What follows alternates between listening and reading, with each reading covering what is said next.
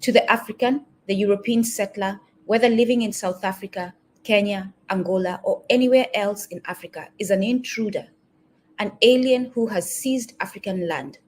No amount of arguing about the so-called benefits of European rule can alter the fundamental right of Africans to order their own affairs. In the areas of settlement, the Europeans, in order to buttress their domination and entrench their economic hold, alienated the land from the Africans and then raised poll and other taxes upon them in order to drive them out to work for starvation. Sorry, I have to move my page. I have multiple pages open.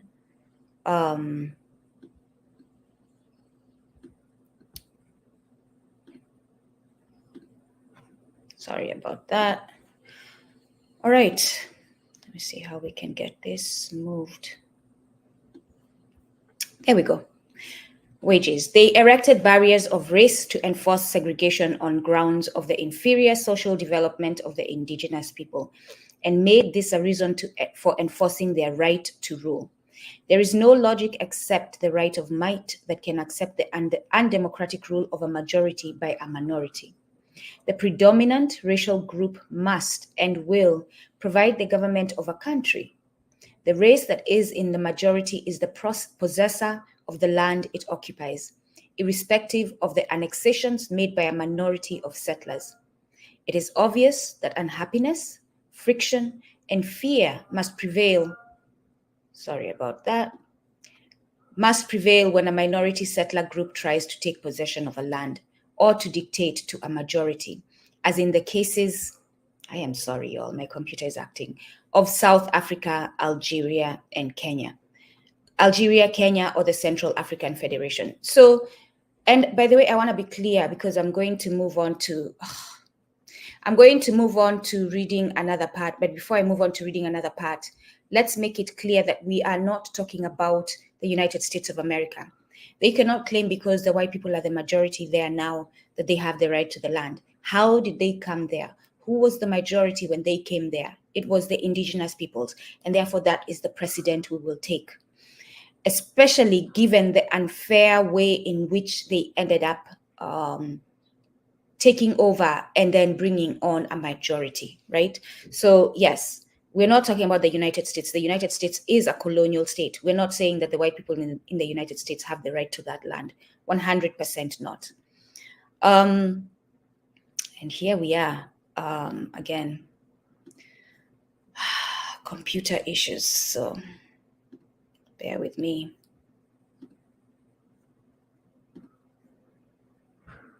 Honestly.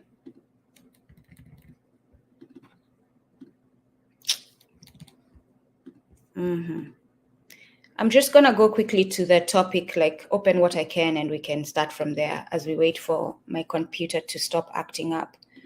And hopefully we will not get interrupted. But if we do, that's okay. We can record this at another time. We can do this at another time. Honestly.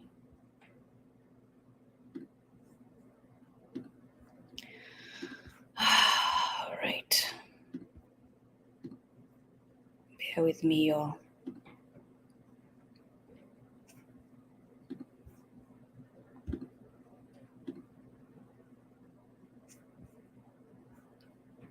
Okay, so I had to force quit my Acrobat so that I can reopen and read the rest of the part. But let's go straight into the lecture and we can come back to that reading. So the reading, essentially, the reason I chose that part is to show that when we're talking about our African Union, when we're talking about the federated state of Africa that we're going to build, we're not talking about the white people in Africa. We're not talking about those who invaded. We're talking about us, the indigenous people. And whatever we create, whatever system of governance will not include them. I am actually talking about they have to step away from our systems. If they want to still live on the continent, they can, but they live under our rule. They will live under our governance. They will live under our laws, and they must comply with them. And if they don't want to comply with them, they can pack their bags, whether they remember where they came from or not, figure out where it is and go there. That is what I'm talking about. So, I mean, and when you think about it, it's not much to ask for. It is not cruel to say, we are the rightful owners of this land. And we're going to set rules to govern ourselves so that we can determine how we are going to, what the protocol is of interacting with each other, so that we do not have you intentionally underdeveloping us, killing us, infecting us with diseases, and threatening our food security, so that we can secure those, so that we can determine how we build our defense system, our economy, our education system. And for that reason, you have no right to step into that decision-making area of our motherland. You can stay as a guest, but you must comply. And if you don't, you will be held liable.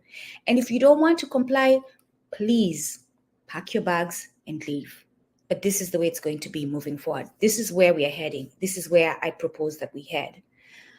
Bear with me, y'all.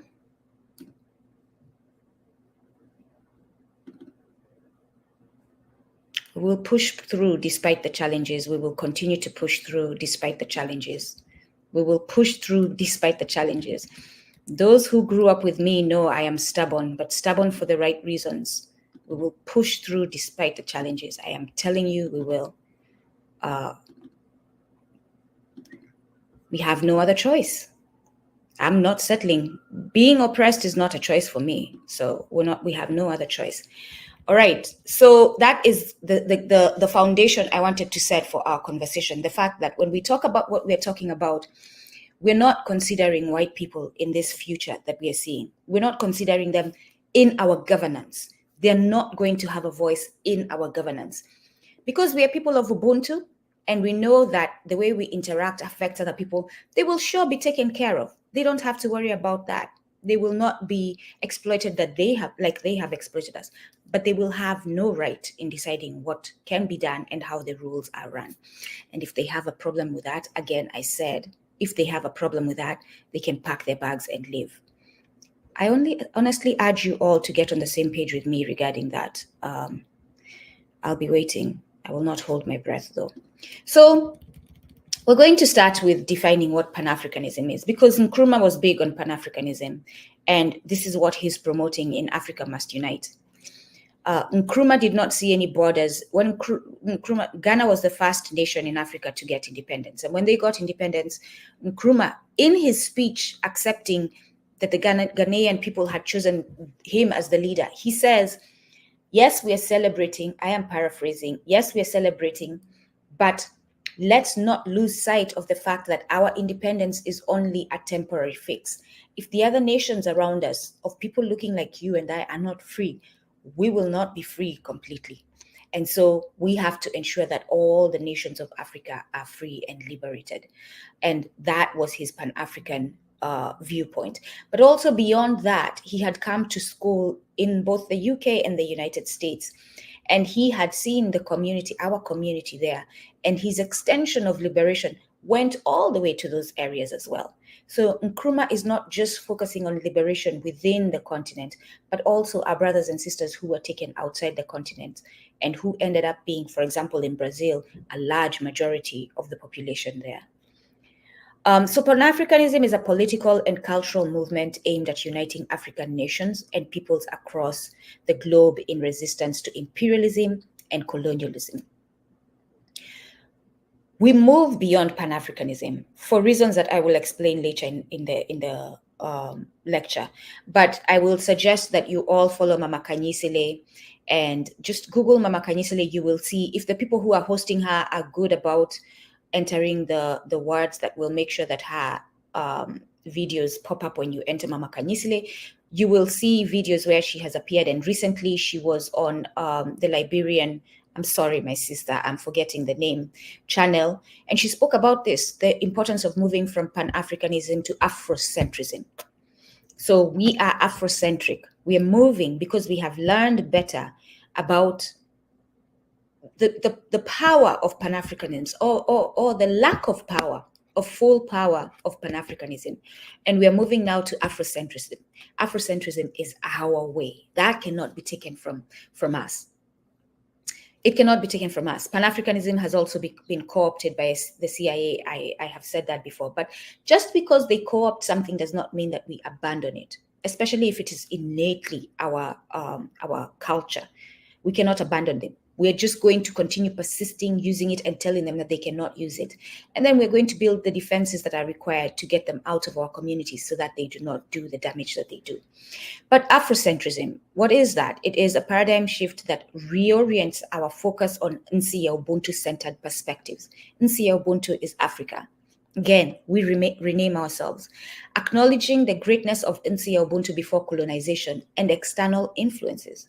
Afrocentrism emphasizes the reclamation of our identity, our values, our traditions, and spirituality that existed before the imposition of foreign cultures, including religion, 100% including religion. So we are taking back who we were so that we can heal and be, for those who are Christian, reborn, I guess, as true Ona Ubuntu. So how we need to reclaim who we were, right?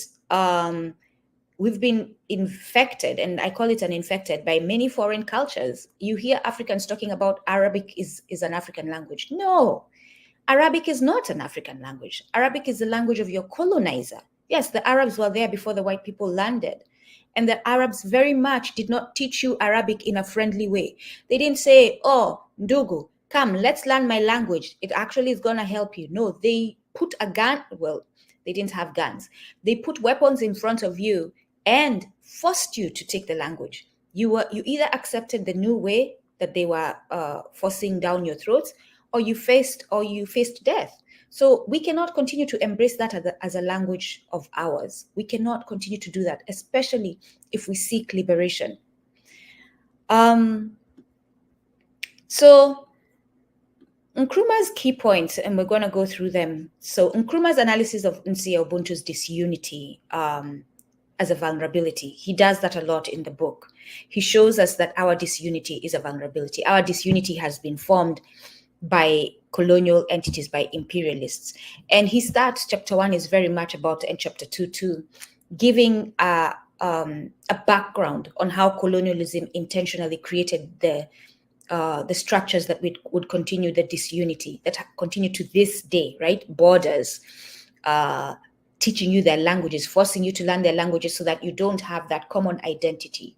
And by the way, for the West Africans, and you've heard this when I speak about language in the different spaces that I've spoken about language and the importance of a language of unity, this fear that you embracing Kiubuntu, erroneously known as Kiswahili, is going to take away from your culture. I want to see you react in the same way to English, French, and Portuguese.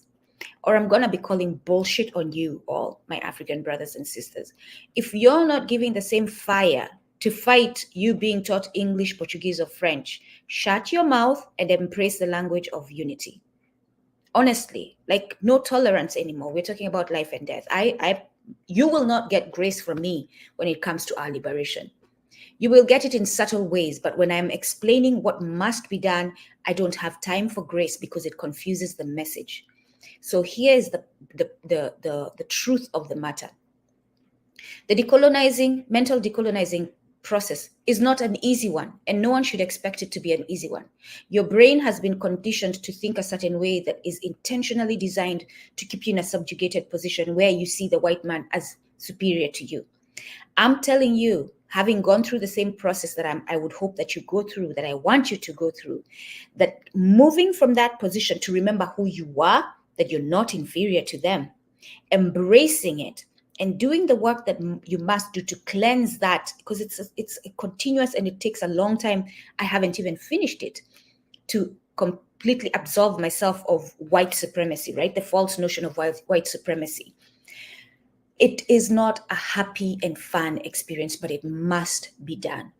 So bear with me. It is better to feel the pain of my words right now, but to reach to a destination of healing where we are all going to be speaking to each other in our language of unity and talking to each other in good words, actually patting each other on the back for being willing to go through the hard part to get to liberation. I'm going to give this analogy. I've given it before. When the animals on the Tanzanian side, this is the Great Migration, for those of you who've watched safari shows. When the animals on the Tanzania, not Tanzania, Tanzania, Ninia, Tanzania side realized that the grass and the foliage there is drying up and the rains are done there, and they need to move to the Kenyan side. They know there's a barrier. They have to go through the crocodile-infested waters to get to liberation. We're calling it liberation. They know if they stay on the Tanzania side during the dry season, they will die. They don't want to die. They want to have food, sustenance.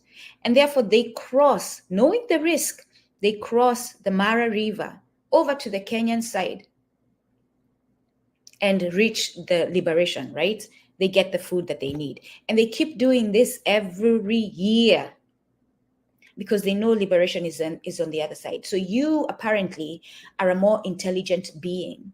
So why are you not willing? And the cost of you walking over to liberation, decolonizing your mind, is not as dire as crossing crocodile-infested waters. It is me, Nduko, telling you that you need to stop having linguistic colonization, that you need to stop having mental colonization, that when you talk of Kenya and you say Ruto must go, you are being an idiot to think that that is your liberation. It is a temporary fix that will get you nowhere.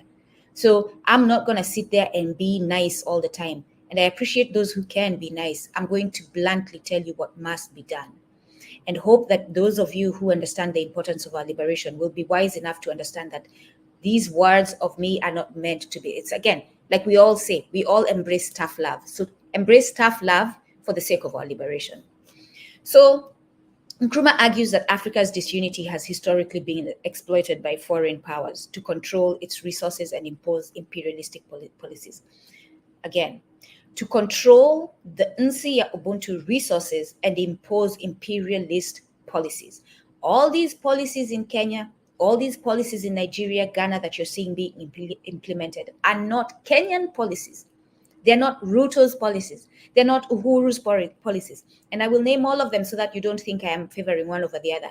They're not Kibaki's policies. They're not Moi's policies. They're not Kenyatta's policies. They are 100% imperialist policies. We have never had our own policies since so-called independence. Never. Independence was conditional, and Nkrumah speaks about it. And I like this about Nkrumah because once he's taken out of office through the coup and he settles, why am I forgetting where he ends up settling, where they gave him refuge? I'm forgetting right now. If someone remembers, put it in the chat. What country gave Nkrumah refuge? He starts writing. I don't think it's Senegal. He starts writing.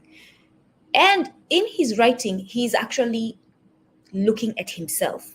He's holding himself accountable. In his books, you can see him admitting the things that he did wrong, where he allowed himself, because for whatever reason, he was blindsided. He admits, these are the areas where I went wrong, and he's admitting them, thank goodness, so that we can see that and we can learn that we should make sure we avoid those mistakes. One of the mistakes he makes, but he explains that he did it knowing it was a mistake, but he did it so that the Brits could leave, and he knew he would change it afterwards. The problem is he realizes that he can't really change it afterwards because their claws are still in his government.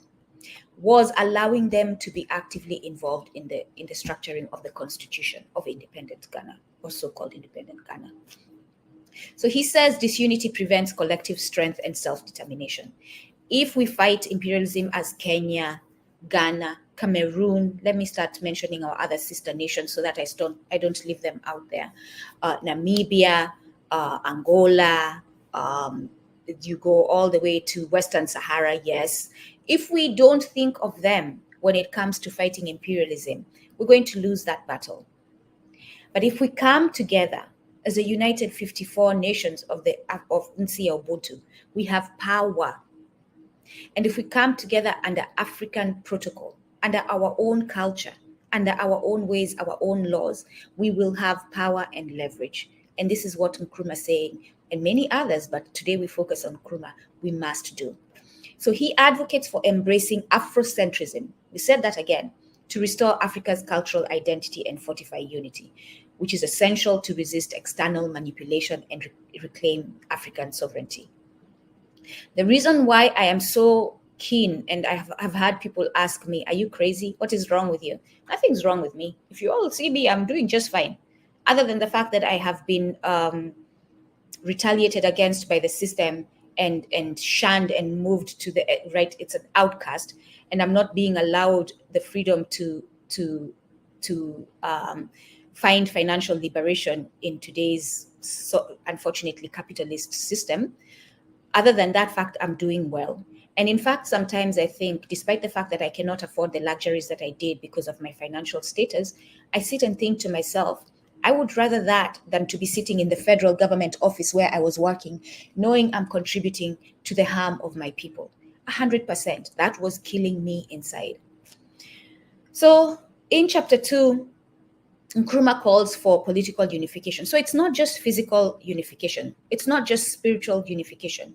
It is political unification. We must create a structure that will unite politically. We will have an agreement, a political agreement, that this is how all 54 nations are moving as far as dealing with outside nations. This is how we are all moving as far as dealing with outside nations. The United States has a federal government, federal law that governs how they operate outside of the United States, right? New Jersey can't just go operating outside of the United States willy-nilly. They have to comply to federal law, a lot of federal law. So this is what we're saying. Those nations will not just go out interacting with foreign nations willy-nilly. They will have to follow the agreement that we come to, all 54 of us. They'll be able to independently manage the governance of their own areas, but as far as interacting and keeping our motherland safe, we will have to do it as a united force. His vision, he envisions a federated Africa with centralized power to protect its resources and achieve economic independence. And by the way, and we're getting, this is another book that we're going to be using. Cheikh Anta Diop has written The Black Africa, and he has 15 steps of how we can do this, what Nkrumah is proposing. So he advocates for rejecting foreign ideologies, I'm telling you all, and building governance structures based on African communalism, ensuring wealth redistribution and self-sufficiency. I have Africans who tell me, oh, Nkrumah was a Marxist. Like, all right, I will give grace. Nkrumah was a Marxist at one point. Malcolm X was a thug at one point, like someone who was in the streets doing harm to community members, not caring about himself, doing harm to himself, disrespecting women, not valuing women. But he comes to a point where he learns better and he does better. Nkrumah comes to a point where he learns better and does better. And he realizes that our way is the only way that is going to get us forward. And any accommodation of the European way, any accommodation of the Asian way, any accommodation of the Arabic way is moving us away from who we are and is never going to give us liberation. So it has to be our way that we use to restructure the new united government of Africa. The centralized power would enable Africa to assert control over its destiny and negotiate from a position of strength globally. So one thing we would take away from the Europeans is this habit that they have to go to Rwanda and uplift Rwanda. By the way, just like the saying, if you see me being praised by one of our ancestors, if you see me being praised by the Europeans, you should be very worried about my character, by the way. So if you see an African nation today being praised by Europeans, you should be very worried about that leader and that African nation. That means they're not operating in the best interest of African people, Wana Ubuntu. They are operating in the best interest of the imperialism, which is why the imperialists can pat them on the back, right? Because that's what they promised them. They said to them, oh, if you continue supporting us, we're going to pat you on the back. We'll give you access to wealth. You'll be able to do this and that and the other, but you cannot free your people. You cannot give your people, what do we call it? Subsidies, right? You cannot subsidize when they are in need. You cannot give them breathing room when they need breathing room. You cannot own government infrastructure. You cannot support your people in their social needs and building security when it comes to ensuring that their social needs are met. You cannot do that. But don't worry. We're going to give you wealth, so you don't have to worry. You, like someone we know, will have land in Taita Taveta. You'll have land there. You'll be able to own a seeding company, and people will use it because we're going to make sure our policies actually support you. And they go along like wildebeest. So the early successes of Pan-Africanism, we're going to look at that. And by the way, we're saying we're moving away from Pan-Africanism to Afrocentrism. The first Pan-African Congress was held in 1919, led by W.E.B. Du Bois. This, just because W.E.B. Du Bois led this does not mean that he was the only one who was running this, right? So there are many people who are not mentioned in here who were to, should be given credit for making this happen. So it was held in Paris, and it was a significant event in our history as far as African unity and fighting imperialism and colonialism. It brought together African and African diaspora leaders to address the colonial exploitation and racial discrimination faced by Africans globally. And the Congress called for self-determination, equal rights. By those of you who don't know, W.E.B. Du Bois was a descendant of Africans in the United States. So the Congress called for self-determination, equal rights, and the end of colonial rule, setting the foundation for future Pan-African efforts toward African liberation and unity. So now they have laid almost like a constitution for how we should move forward, an agreement, a community agreement. It marked the beginning of organized international advocacy for African independence and the rights of people of African descent. So Nkrumah's role in this continuous struggle to build our African unity, he plays a pivotal role in leading Ghana to independence in 1957. We all know, well, those of us who have reached back and learned the history know that. Those of you who did not know that, now you know that from hearing it from me. And so Ghana, like I said, was the first African country to break free-ish, because it wasn't a full free from colonial rule. They have not completely, to largely move away from colonial rule. Let's call it that, because they haven't broken free. To largely move away from colonial rule is how we're going to call that. So he was the leader of the Convention People's Party. He championed mass mobilization, political activism, and non-violent resistance against British colonialism. And by the way, this is something that he recognizes was a mistake he made. And he's going to say it when the book stops acting up, I'll open it and continue to read, because he says it, that liberation cannot be given on a silver platter. So again, he realizes non-violent is not going to help you. After achieving independence, Nkrumah shifted his focus towards Pan-Africanism. So, and he said it during independence. He spearheaded the formation of the OAU, the Organization of African Unity, in 1963. At this time, Kenya is coming to its independence, or so-called independence. The OAU aimed to promote African unity, coordinate collective efforts for liberation, and resist neo-colonialism, with Nkrumah as a key architect of it, right, of advocating for a politically united and self-reliant Africa. And clearly, those goals were failed because we haven't achieved that. So what happens? What were the failures and what were the setbacks?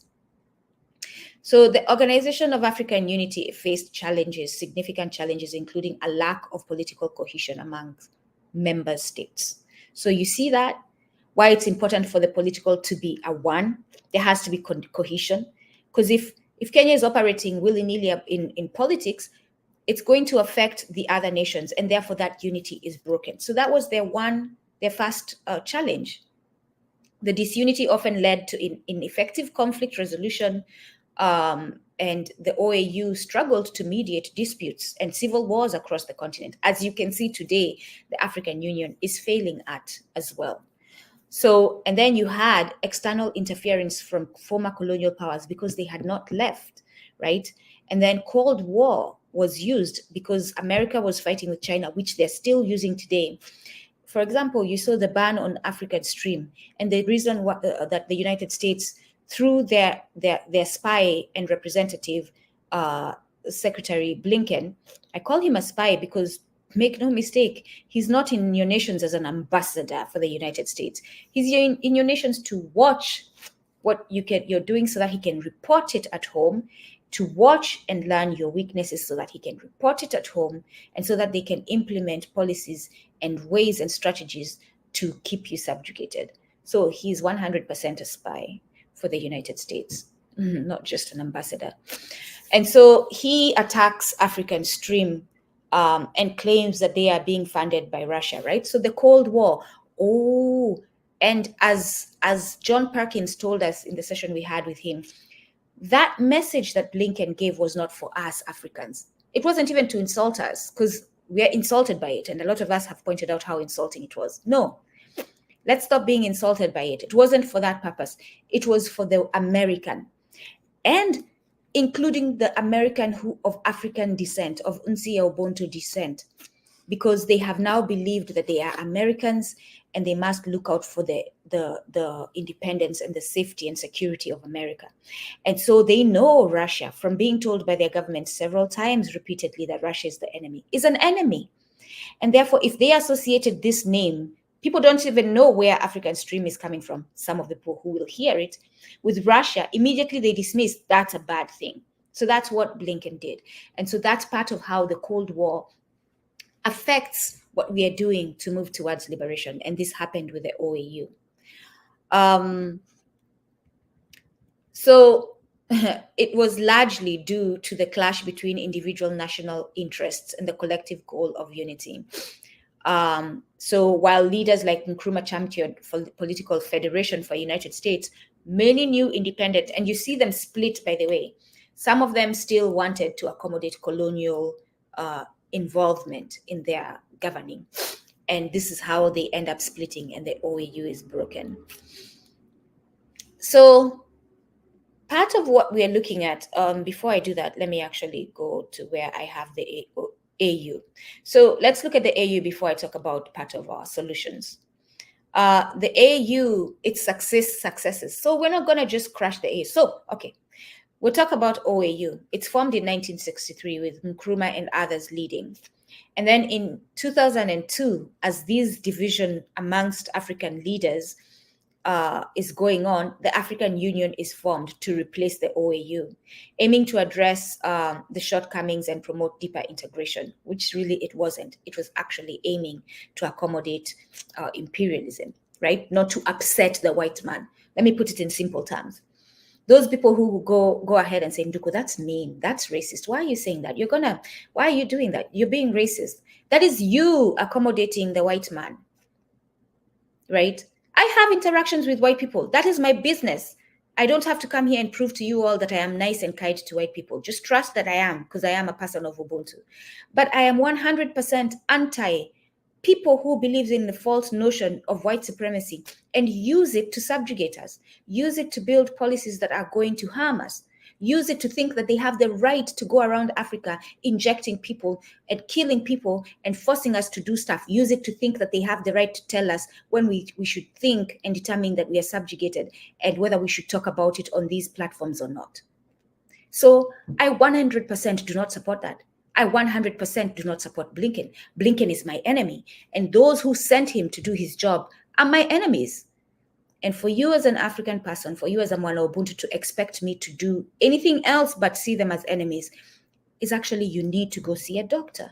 There is something wrong with you mentally, which is what I'm telling you all. You are colonized mentally.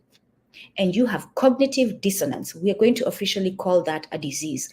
Cognitive dissonance, because I knew you all westernized. If you have a disease, then you have to do something about it. You all need to do something about your cognitive dissonance. It is not functional for society. It does not make you a functional member of society. You do not serve your community well when you have cognitive dissonance. Therefore, you must eradicate cognitive dissonance from your mind. So the successes of the AU. Conflict resolution, like the fact that this is, they have not succeeded in conflict resolution. Some conflict resolution, some conflict resolution. They have stepped in sometimes and talked leaders down from acting crazy. They have succeeded. But we see clearly, because there's a lot of conflict on the continent, they have not fully succeeded in this area. Even in economic, you know what, actually? In every success that the AU has achieved, it has only gone so far. It hasn't been a 100% success. So we can say that they've helped in conflict resolution, they've helped in trade, not all the way. They've helped in reviving African unity, embracing our languages, not all the way. Because at the same time, while they're doing that, they're allowing multinationals to come in and interfering with trade within Africa. At the same time, while they're doing that, they're allowing imperialist nations to come in and interfere with African peace and not saying anything about it. At the same time as they're doing the embrace of Ubuntu as our language of unity, they're not making it official at the African Union. They're not saying that this is our official language. They're still upholding Portuguese, French, English, so they're not getting all the way to success. So they have a lack of enforcement power, like I mentioned. They could not get in the way of the United States wanting to kill, when you have so much, Gaddafi, right? They could not step in the way of the United States wanting to kill Sankara. They could not step in the way of the United States wanting to kill Lumumba. They could not step in the way of the United States wanting to kill many people, or holding them accountable. And by the way, I am saying the United States, because make no mistake, they are the ones at the driver's seat of this imperialism. And when one of the passengers in the front seats, the UK, French, Germany, acts out of character as far as the agreement that the United States has said that we must follow, they are checked, they are reminded by the United States. So 100% they are controlling imperialist ambitions and interests. So this is not just a bias against, this is a logical and critically analyzed criticism of an entity that is truly in the forefront of underdeveloping Africa, in Ubuntu. So we've not been able to achieve political unity with the African Union, as you've seen. Those are the failures, as I have said. One of the ways that we can move towards, now let's talk about how we can move towards our African unity. We are at 41. I'm trying to go the way forward. Or like Dr. King asked, where do we go from here? And let's give that answer. So we have to form and strengthen an African Union, a federated state of African nations, an alliance of African nations, whichever term you want to use it, Umoja wa Mataifa ya nchi ya Ubuntu. Umoja wa Mataifa ya nchi ya Ubuntu, the unity of the nations of nchi ya Ubuntu. That is what we must create.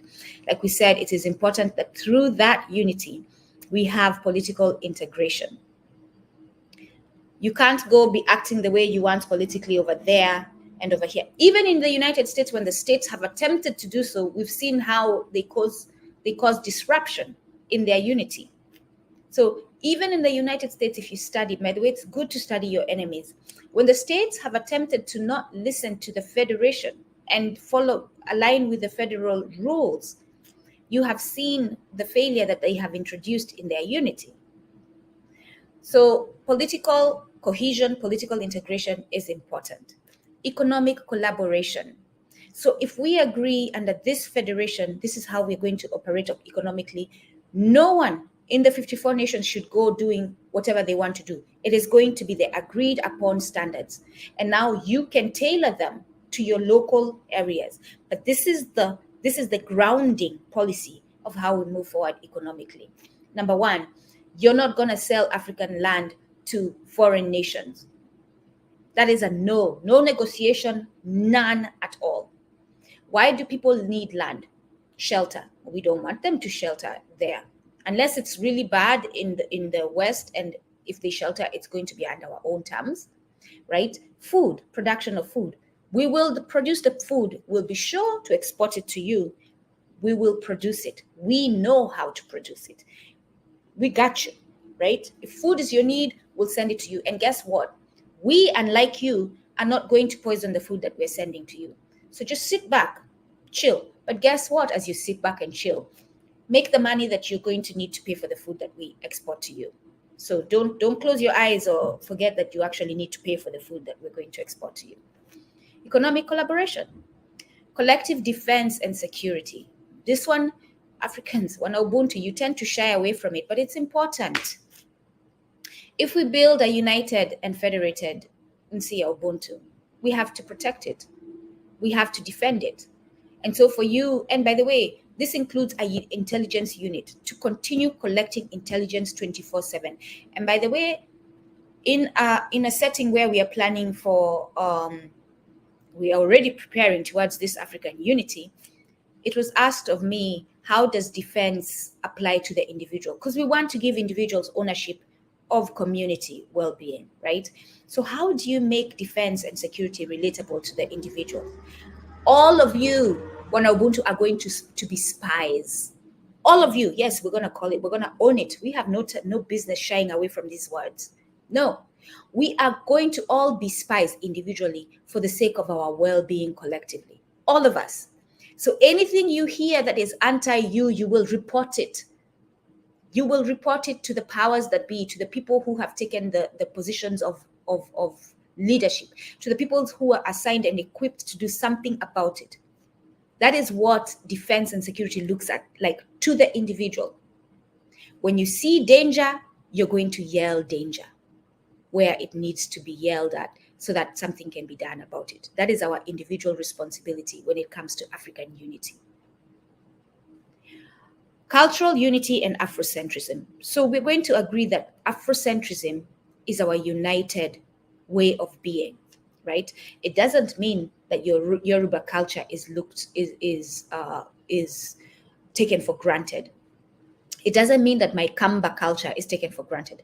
But guess whose responsibility it's going to be to make sure that on top of us embracing and acknowledging that the Yoruba people are a people of these 54 nations of the Federation of African Nations, and acknowledging every tribe on Insia Ubuntu, be it small. I've had people talking about my tribe is a minority tribe. There's no such thing. Whether you're small or big, you are a tribe of Insia Ubuntu. Enough with this Western language of majority, minority, as far as whether you deserve to be acknowledged or not. Let's be very keen, because when we come to inequity, then we need to be careful about that, because that's the only way we indict and that's the only way we heal. So language it can shift based on the need at the moment. And our need is to unite. So we unite and honor all nations, the structures that were created by the colonialists, that nation, but even smaller, the nations that are known as tribes, the Kamba nation, the Kikuyu nation, the Tswana nation, right? The Nguni peoples with the different nations within it, the Yoruba nation, the Igbo nation, right? And by the way, I just got distracted right there between the Yoruba and the Igbo, because I was recently reading part of their history, which is horrible. The things that have been used, like what we have done to each other under this possession. We've been possessed by Western mentality under that divisive tactics that they use, what we've done to each other. So we must move away from that history. We must move away from, if we're going to actually unite, we must forgive past harms, but not forgive blindly. The Yoruba people will have to actually acknowledge their role in what they did to the Igbo people. So these are the things we're talking about. And then cultural unity. The other part of cultural unity is the language, right? We need to decide that, and this actually was shown in real time. Earlier this week, I attended a meeting, or last week, I attended a meeting on African linguistics with fellow Ubuntu linguists. And the lady was, a lot of the people, because it was hosted, it was mostly West African, was speaking Yoruba, I believe it was. No, we were focusing on Igbo culture and the Igbo language. And at one point, someone says, I wish we had a language we could all speak. And I was sitting there, and you know me, I'm not going to hesitate. I put it in the chat, Ubuntu. It is our language of unity. You all need to learn it. We do have that language. Learn it, teach it. Start speaking, start being comfortable with it, embrace it. It is our language of unity, and it will give us more power. In the simplest, petty way, I was hanging out with a friend recently, and I wanted to say something about non-Ubuntu people that were around us. If that friend spoke Ubuntu, I would have straight up right there, as if I was talking about the weather, been like, da da da da da da da da da da da. So that's the petty advantage, right? But still an advantage that you can speak and no one else will understand what you're saying. But also, whether they understand or not, because a lot of them are learning the language, whether they understand or not, it is ours. It is ours, and there's pride in embracing and using what is yours, other than using the colonial languages. So we have to nationalize solutions. We have to nationalize key industries, right?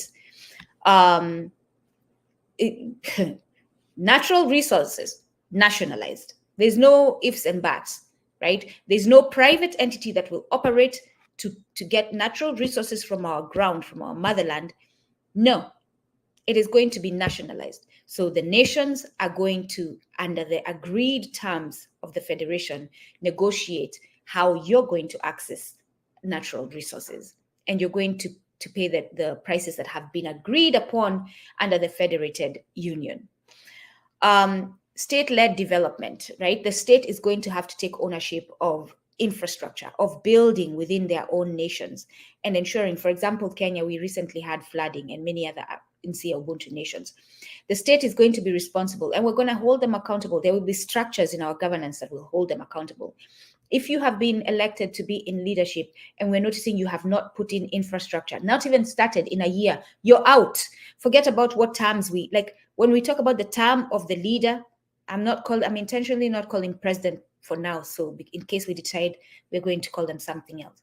But if we decide that the terms or the term length, right, of leadership of a leader is 5 years, they're going to be caveats, right? They're going to be conditionalities. Africans are not ashamed of embracing conditionalities from the IMF.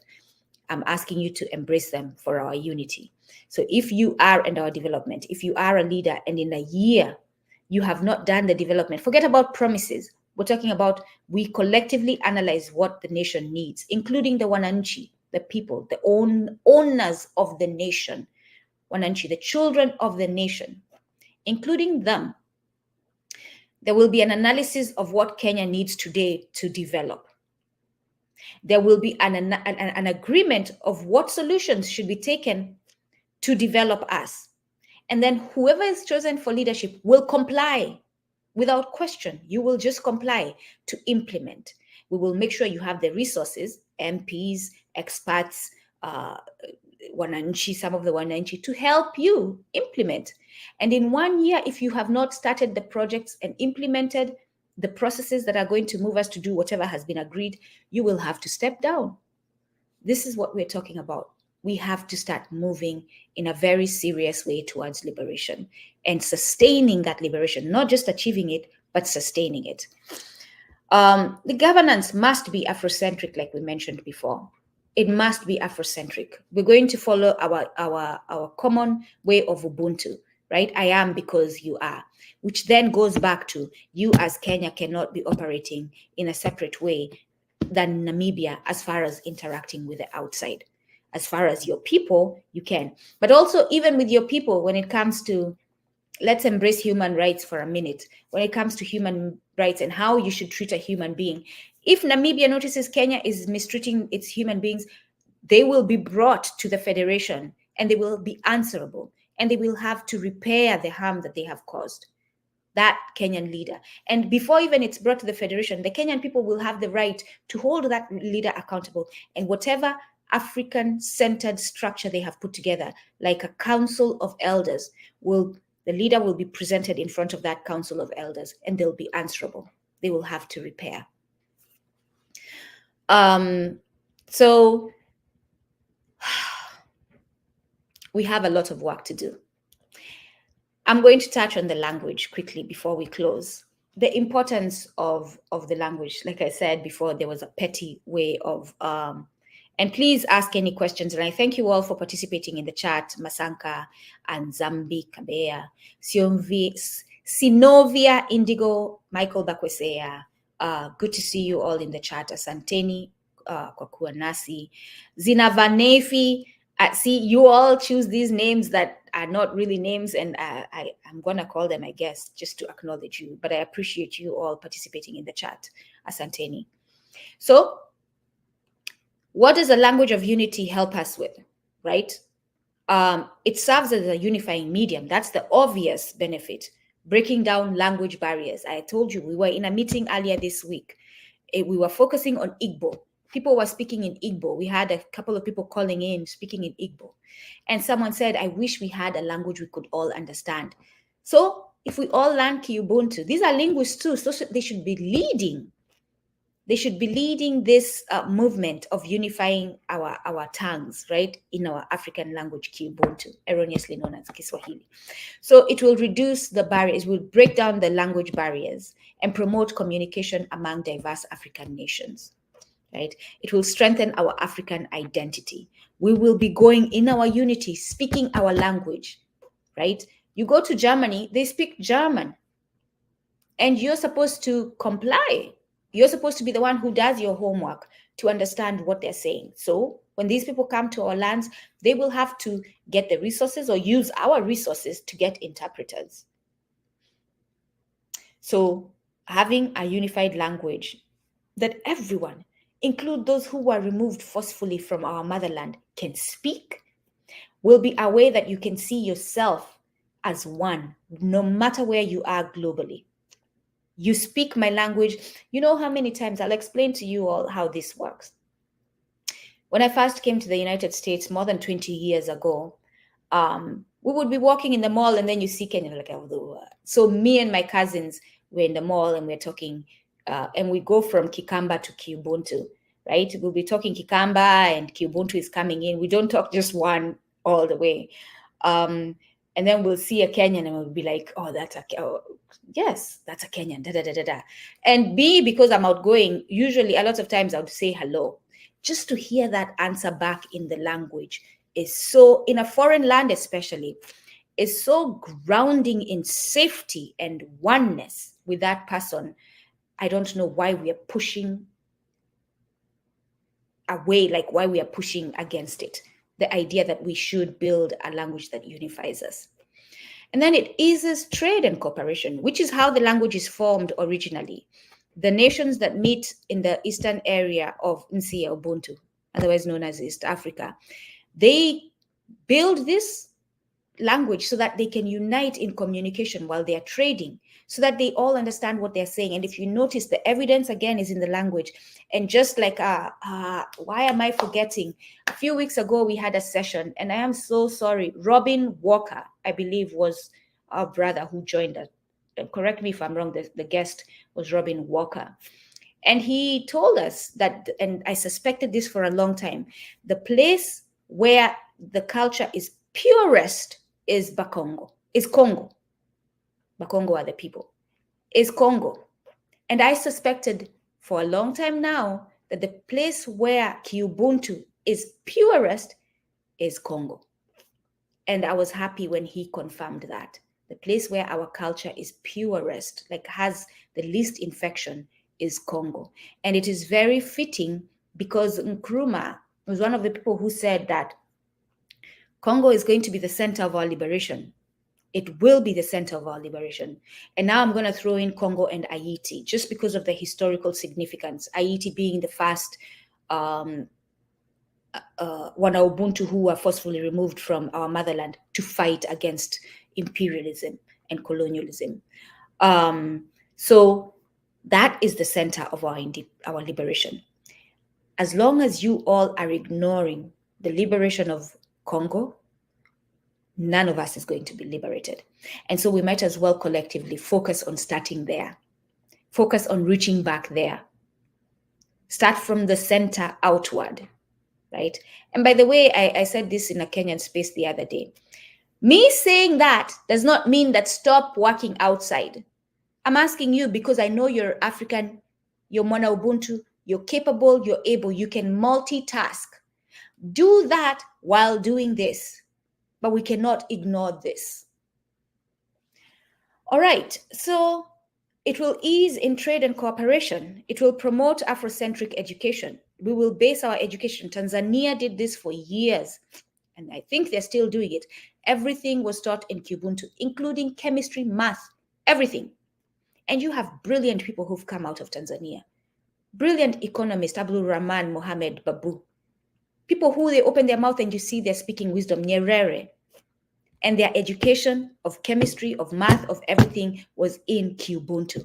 So let's not diminish the value of our language. I'm going to stop there because we are at the hour. I had a few people who requested that we reduce the lectures to 30 minutes.